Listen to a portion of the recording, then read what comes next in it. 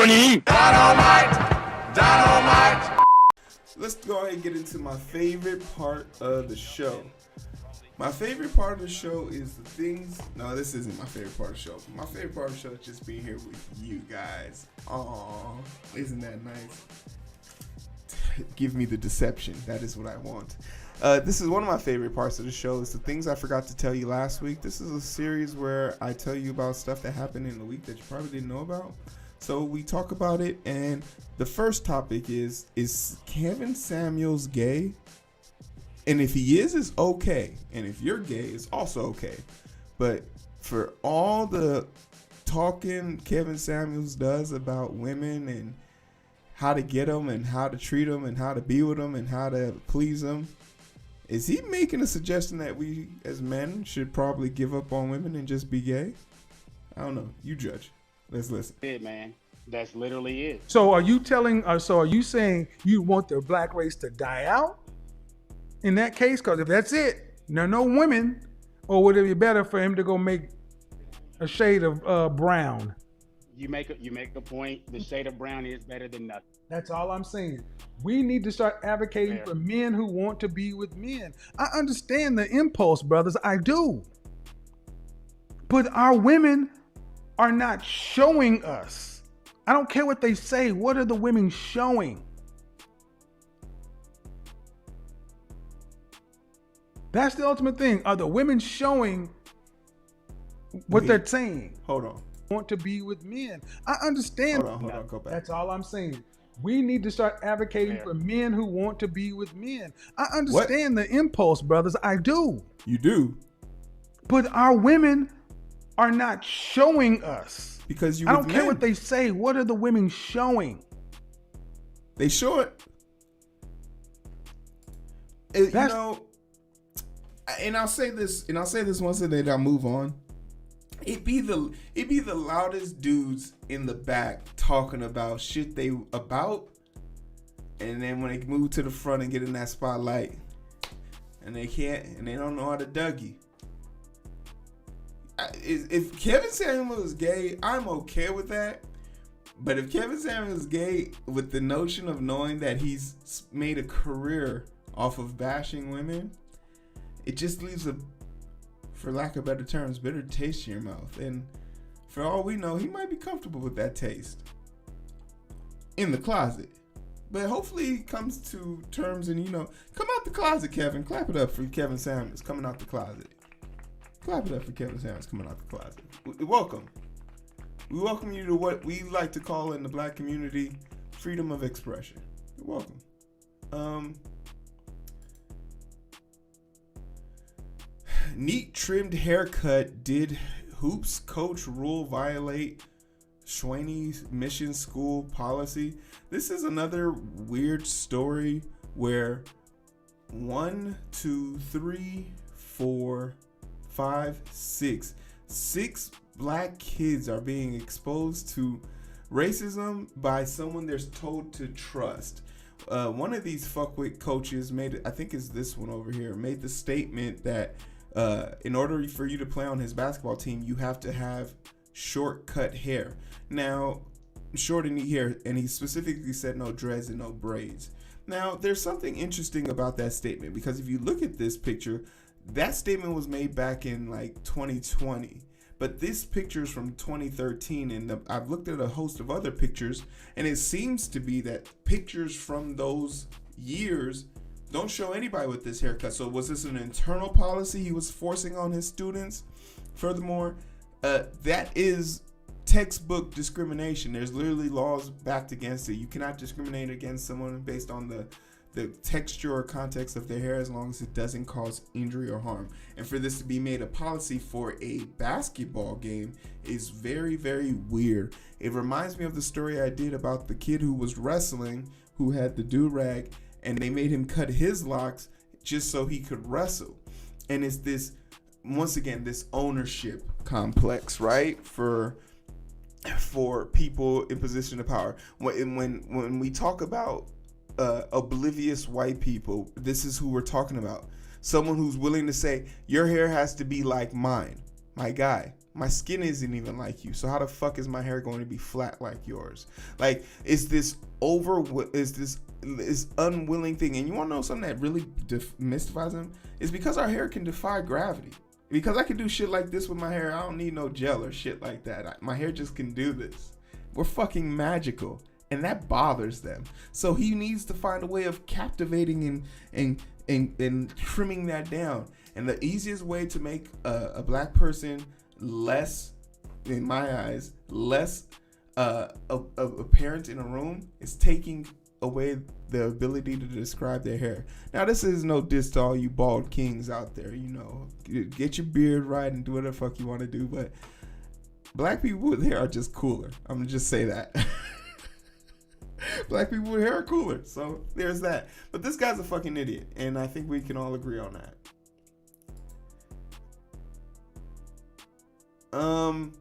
This is an interesting story to me because for the longest I've been told there's supposed to be a separation of church and state. But as a Muslim boy growing up in this country, that was very easy for me to understand because there are no states that largely represent the Muslim faith. Maybe Ground Zero in America. That's where they built a mosque. The thing that you have to be cognizantly aware of is the people who find a way to mix these two together, you're just speaking nationalism and cult-like behavior. And there's this church, a QAnon crowd of TWFTTYLW. I never know how to say this word, but it's a church in Texas. And these are the weird like type of like religious nuts. Like they take their religion to another level. Like these are the people who will storm a capitol for their God. So let's just hear this thing and then we'll talk about what they're saying.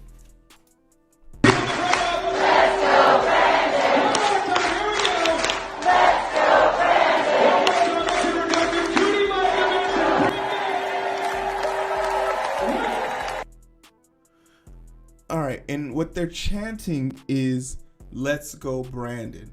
Now, if you're confused by this, you're not alone. The what "Let's go, Brandon" chant is something that was started by a bunch of QAnon people who are just crazy people, but it was originally started by Trumpists on the right.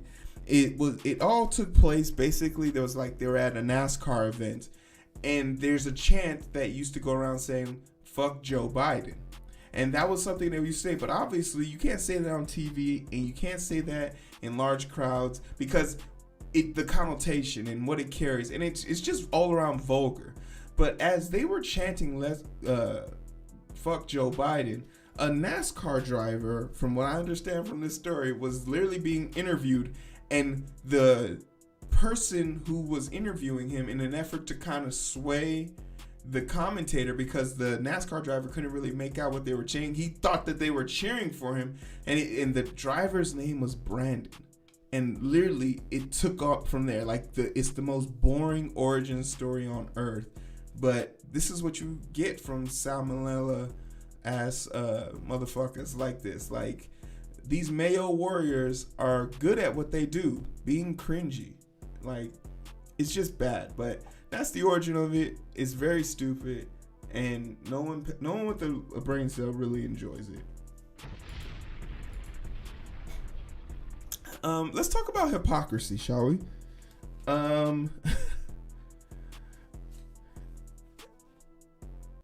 Oh, yeah. Keisha, you're so right. Let's talk about hypocrisy. Now, take for a second. You're in North Carolina. So what's significant about North Carolina? You experience flooding once a year with an increasing issue and attention to intensity every year due to global warming and climate change. So it would behoove you not to put certain precedents in place so that you can constantly keep your constituents safe in their circumstances and situation. This would be what a normal person does. But if you're a Republican in 2021, what you do is you vote no against the infrastructure bill that would have helped your people, and it's still going to help your people irregardless of how you voted. But then you put out a tweet saying that we must do something as lawmakers in order to prevent us from not getting the appropriate funds. This is all this story is, and this is all this person is. And it's just to point out the hypocrisy. You didn't participate, but you somehow, some way, you want the clap. Like, it's like, that's just not how audience interaction work. If you don't tell a funny joke, you don't get any laughs. You can't, like, it's just weird. But that's the hypocrisy of the Republican Party. They live in it, and they're woefully aware of it. Like, they welcome this type of stupidity. GTA, the GTA Remastered Trilogy Edition, I did not buy. Just straight up, GTA is like one of my all-time favorite games. GTA was a game that I played religiously, like all throughout my college and high school years, and I did everything in there. I had all the cheats, I did all the weapons, I had all the money. But the thing that really just drove me to GTA, the thing was it was just that they were able to tell interesting stories to me, right? It was just like so fun, and of course my favorite version is San Andreas, but I'm not falling for the same trick twice, right? If I really want to play this game in its most original, authentic form, like to go see the cup of coffee scene and everything, I'm gonna pull out the PlayStation 2. You guys know I got it in the back, and you guys know I got this disc mint condition. I'm gonna play that. But for all the other people who didn't keep that, you could play this game but remastered, but you have to play it, and it's not good. The remaster is horrible. It's getting horrible reviews, and it just begs the question, how much longer are we gonna have to rely on these people working on our nostalgia, right? Like, how much more BS do we have to take where we're constantly giving our money away to companies who are just wasting it on nostalgic things and not even using it properly? So apparently the reason why the translation was so bad and the remaster was so bad is because they were using like algorithms to do their things, and the algorithm isn't very good at like identifying faces, as you can see in this example. Like, these are just bad takes, and it's just like no effort, no care put into the system. So like, why are we spending money on this? It's just come out with GTA 6. GTA 5 has been on 3 different platforms now. So like, it's safe to say, come out with GTA 6. It's okay. We will buy that game, right? Like, we'll buy the game, people. We can do this. We can move past this now. But yeah, it really hurt my heart to see that this game wasn't good, because there was a part of me that said I wouldn't mind revisiting Vice City or Liberty City, but not when it looks like this. A case that is sort of being swallowed by 2 bigger cases going on in the country. Shout out to the 7 people watching right now. Much love to all you people. Clap it up for you people. A case that is being ignored right now in the grand scheme of things, because we have the McMichaels who murdered Ahmaud Arbery. They're on trial right now. We have this pretentious little asshole Kyle Rittenhouse, who's also on trial right now. But this case by this officer, Kim Porter, she might not be getting the attention she deserves.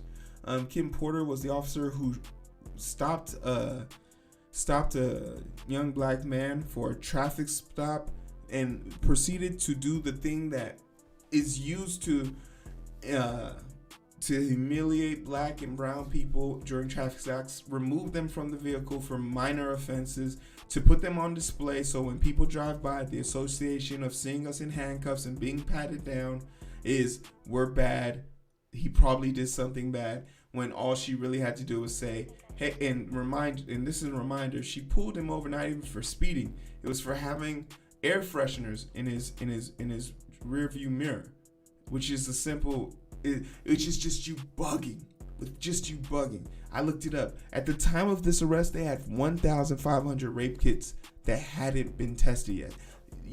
We had more important shit for you to be doing. But once again, it's not about enforcing laws. It's about demonizing a group of people. And that's how they do it. that's how they're going to get like people like him off. So she ended up pulling this guy out of the car, and of course he's nervous, he's concerned, and mind you, she was training a rookie. The rookie didn't even fire.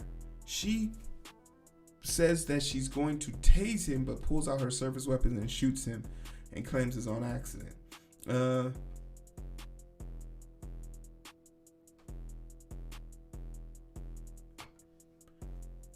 Okay. But yeah, so her trial is coming up, but there's sort of this undergrift thing where they don't want to put this out on to the national public, and I think that is definitely something that should be put in the national media's eyes. She killed a man in cold blood while screaming she was going to tase him, and as a veteran of the officer system, mistakes aren't acceptable when you get to kill people with impunity. So we want to see her get justice served. Hopefully she turns into a similar situation like what happened with the Amber Geiger from Dallas. Hopefully we get that type of justice. Send her ass to jail. YouTube is sad that people are hitting the down button, the down arrow on people's videos. Like, this has become a major issue, and I'm of the mindset where, okay, I've been on YouTube since 2016, or at least social media. Like, there's nothing people can really say that's gonna bother me anymore because I've heard it all almost. So in my mind, it's like I just don't know like what people would expect to see like change, because people are gonna be people on the internet. I think it's up to, and I don't take for granted people who are more sensitive to it, because the comment section is a fucking landmine. But there is something that needs to be said about you being a content creator. If you choose to make content, you also choose to take the consequences for that content. So if someone doesn't like your stuff, that's their way of telling you they don't like your stuff. You are, as much as you are allowed to enjoy people's comment and praise of you, you should be open to people's criticism of you, regardless of your stance or whatever it is. You could be making a loving poem to your grandmother, and if your bars don't add up, hey yo, grandma died for nothing, homeboy. Like, that's just something you gotta deal with. Like, that's just something you gotta deal with. But I am a person who traditionally loves the dislike button, because the dislike button tells me immediately what the content is about. And this goes along the lines of, like, if I'm editing a video, if I'm trying to learn how to code something, or if I'm looking for like musical notes or like visual aids or something like that to help me in a video, that thumb up, thumb down stuff tells you a lot of information about what the video contains, so you don't waste your time. Because if the video is like 14 minutes long, you don't want to figure out at minute 10 the video is trash. Those indicators are really good, but apparently YouTube is gonna do something where they keep the thumbs down on the screen. You can hit it, but only the person who made the video can see it, which then again ruins it for the main purpose of what people like me would use it for. So I mean, you know, Richard, what's up? Richard Buckins, what's up? Thanks for joining the stream. Hope you like, share, and subscribe, my guy. Appreciate you coming through.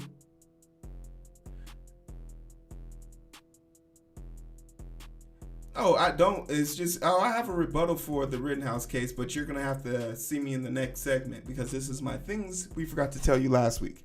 If you got a few more minutes, I'll be talking about that in the next segment. The dislike button is part of the algorithm, though. Stop being, people are allowed to have feelings, but at the same time, to your point, Keisha, maybe I am being too soft on them. Toughen up, Keisha says. God darn it. Gosh darn it. Elon Musk is trash.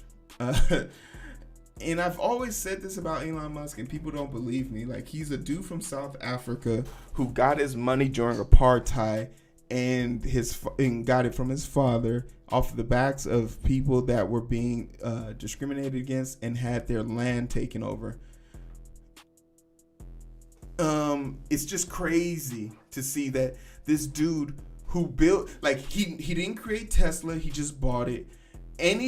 Everything he's ever created and pushed to market is going to be made better.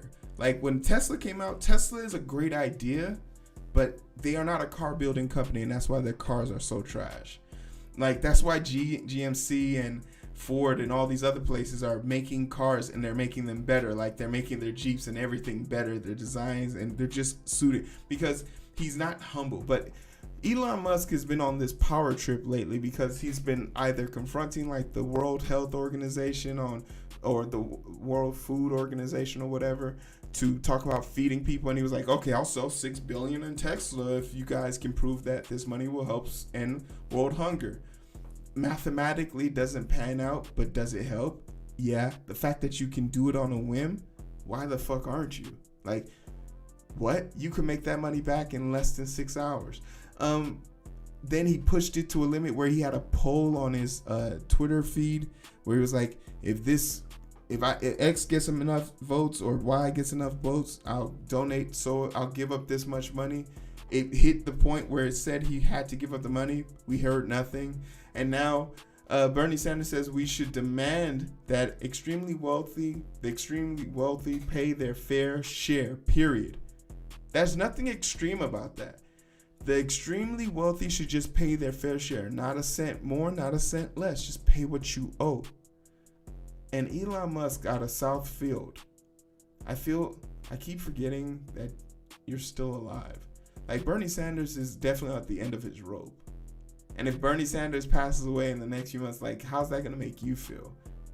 Oh, you did it to own the libs? It's just, this is like the human nature. I talk about people like this. Like there's this illusion that you think Elon Musk, like, and I'm saying this as a person who owns 4 shares of Tesla, he's trash. Like, but if you can't do that with your heroes, are you sure that's your hero? And are you also sure that you're not a grunt versus a sidekick? This is one of my favorite segments. Within a segment, it's the Herman Cain Award. For all you guys that don't know, the Herman Cain Award is an award I give to people who taunt COVID, make fun of COVID, and do a bunch of horrendous shit as it pertains to COVID, and then they promptly die from COVID. Just like the late great Herman Cain, who said, COVID, fuck around and find out, and Herman found out. So I enjoy covering these stories for 2 reasons. One, because hopefully someone you know and love can reach you in time. If you still think COVID's a joke, if you think the mask mandates don't work, if you think the vaccines aren't here to help you, hopefully someone can reach you before it's too late. Because Jeff and Chrissy Goff, 52 and 49 respectively, from Uniontown, Kentucky, she was a RN who was anti-vax. And the husband, I believe, was an officer. Both dead. She died 10/31. He died 11/13. And their deaths would normally be very tragic. But the thing that escalates this to a certain level, this is them, is that their daughter, Lindsay Goff, turned 27 and nearly died 3 weeks afterwards. And is still suffering from the effects, they call them long hauler effects of COVID. Literally a surviving image of what could happen to them. And they called the bluff. And she makes videos now for the university explaining this. And you can just see and I'm not even playing the video, but just look at her eyes. This is a woman who has spent countless hours begging her people to just do something of relevance, begging them to protect themselves. There's a situation now she has to embody where she doesn't get to walk down the aisle with her father, nor does she get to get the passing from her mother because of politics, because of hearsay, because of fuckboy twats like Jimmy Dore, because my body, my choice. I was reading articles about like other things this pertains to, like, human nature. This is why history is so important, because this has already happened with the smallpox. This has already happened with seatbelts. This has already happened with lead paint. This has already happened with fire alarms, water sprinkler. Like, people have put up fights against multitudes of things for no reason other than to my body, my choice. Remember, your liberties end once they begin to infringe on my own. If this virus put an L on your head, and for every day you denied it, it ate a little bit of your flesh away, people will be vaccinated in a heartbeat. Or if that L could spread to other people, we'd be gunning down these people in the streets. But it's invisible, so we like to pretend like it's not real. Oh, Keisha, you know I'm good for it.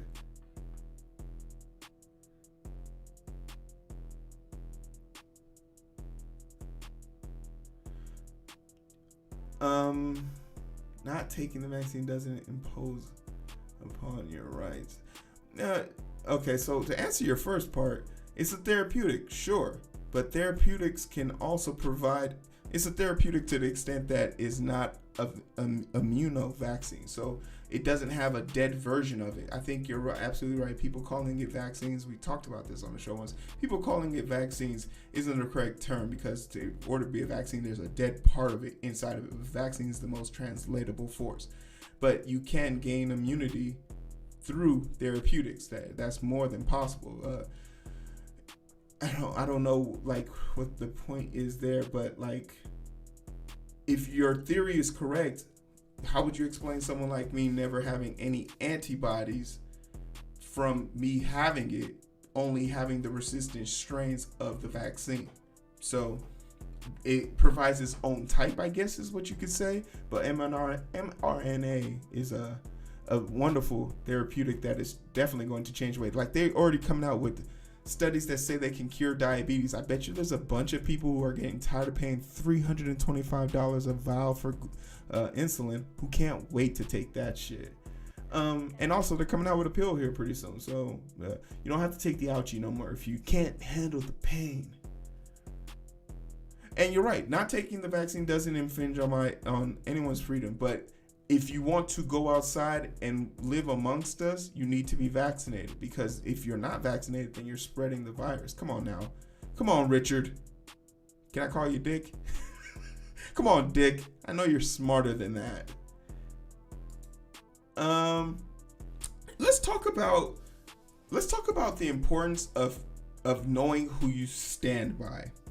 It's important for you to know who you're standing by, because when tough decisions get made or things get said and you're standing by them, you look guilty by association. I want you guys to focus on her. Even though this is about him, I want you to focus on her. I want you to focus on her. All right? Examining Investigator Lowry yesterday is that the Right Reverend Al Sharpton managed to find his way into the back of the courtroom. I'm guessing he was somehow there at the invitation of the victim's family in this case.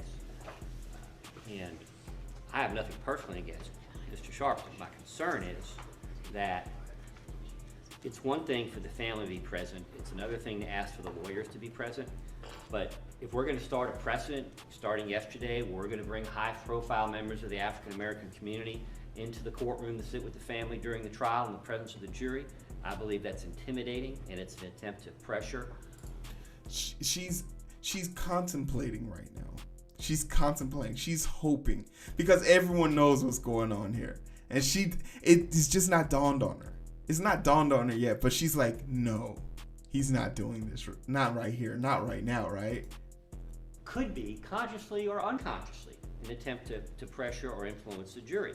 Obviously, there's only so many pastors they can have. And if their pastor's Al Sharpton right now, that's fine, but then that's it. We don't want any more black pastors coming in here, or other Jesse Jackson, whoever. Look at the judge. Look at the judge.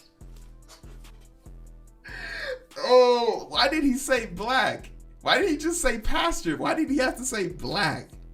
Like, how do you tell me you're racist without telling me you're racist? Like, tell me you're racist without saying the N-word with the hard R. Tell me you're racist. Look how red they got this man. Look how red. Like, this is a judge who had to adjust himself in the seat like, shit. Look at the judge. Like, if you make the judge do that, you probably not winning that case. That's just a personal opinion, but let's finish this. Was in here earlier this week, sitting with the victim's family, trying to influence a jury in this case. But I think the court can understand my concern. And there it is. That's the look. That's the look of a poor attorney who has spent $280,000 to pay for law school, master's degree, undergrad, and she can't make it big in Atlanta. You know, she can't get on with the firm. She tried to get on with the firm, like a movie firm, or to be like a economic or something. She tried, she couldn't do it. So they said, you need more experience. So she went out to Brunswick, Georgia. She went out to Brunswick, motherfucking Georgia, to go get that experience. And her department decided to pick up basically a modern day lynching and defend the lynchers. And this is the look of someone who's made a terrible mistake in life, even though they've made all the right decisions. She realizes she will forever be posted on the flag of being on the wrong side of history alongside this idiot who's more worried about how he feels about a black pastor. Like, he might as well just said no more N-word pastors, right? Like, about bringing people in who really don't have any ties to this case other than political interests. We want to keep politics out of this case. Well, I will tell you that I noticed him once and that was it. And the fact that nobody else even noticed that he was in here means that everybody complied with this court's rulings on sitting in this courtroom and listening to the evidence. I don't hear emotion, and I will tell you this, I'm not going to blanketly exclude members of the public from this courtroom. Good on the judge for admonishing him. But just remember, people, don't be this. Look at that face. Look at like, this guy, his life's over. He doesn't care. He's just here for a check. She's probably married well off, and then he's an officer, so he's scumbag anyway. This is a dude who's out there chasing ambulances, and she's just looking for a way out. Your hair's gonna turn gray, and things are gonna go very bad for you. Very, very bad for you. So just keep that in mind, okay? Good luck to you. Good luck to you. What we got in the chat?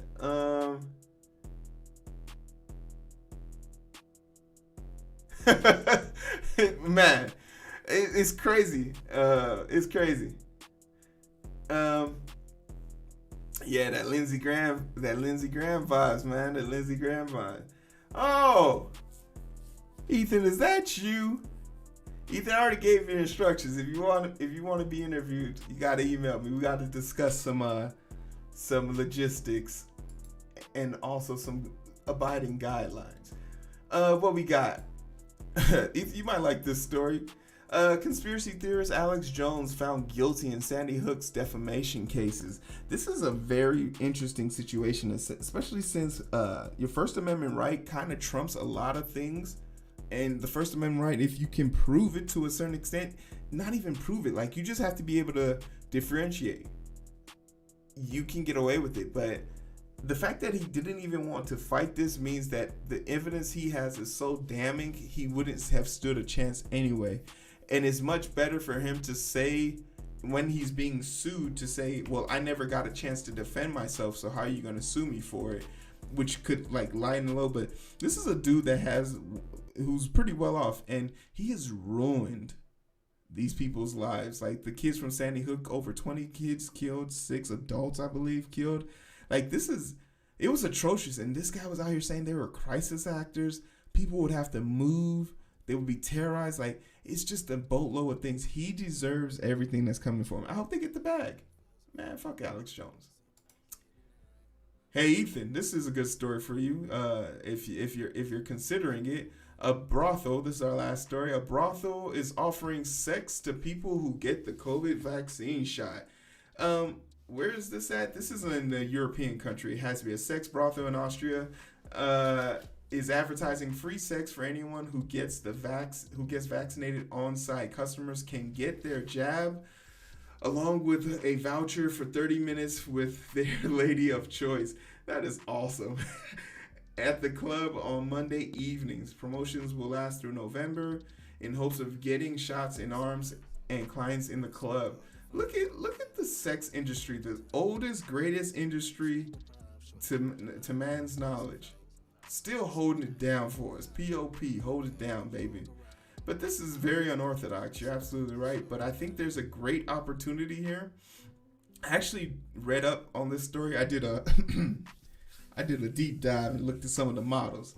Yo, shot or no shot, a few of them models could have got it. But that's just me. That's just me, right?